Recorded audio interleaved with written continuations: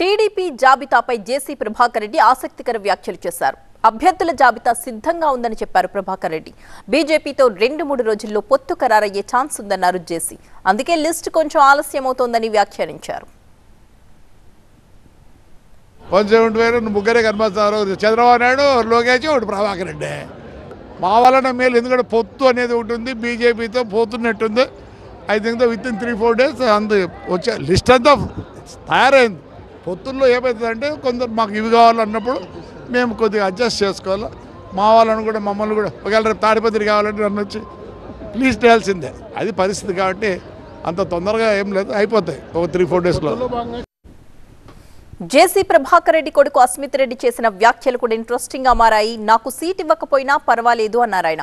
మా కుటుంబం నుంచి ఎవరో ఒకరు పోటీ చేస్తారని చెప్పారు అస్మిత్ రెడ్డి. తాడిపత్రి నుంచి అసెంబ్లీకైనా లోక్సభకైనా సరే పోటీ చేస్తామన్నారు. సీటు కోసం తాము ఎవరిని అడగడం లేదని అన్నారు.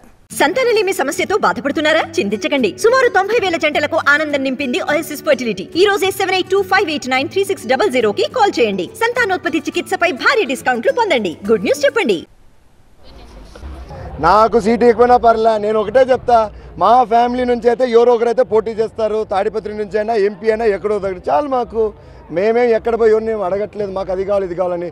ఇస్తే కష్టంగా కష్టపడతాము. ఇక్కడే కాదు, ఎంపీకి కూడా కష్టపడతాం. మీకు అందరికి తెలిసిండేదే. మేము ఊరూరు తిరిగి ప్రజలతో ఎప్పుడైనా మమేకమే వాళ్ళకి ఏం కావాలో చేస్తాం. కాబట్టి ప్రజలకు కూడా మాపై నమ్మకం ఉంది. అధిష్టానానికి నమ్మకం ఉంటే మాకు సీట్ ఇస్తారు, లేకపోతే మన నో ప్రాబ్లం, ఒకటే సీట్లో పోరాడుతాం అంతే.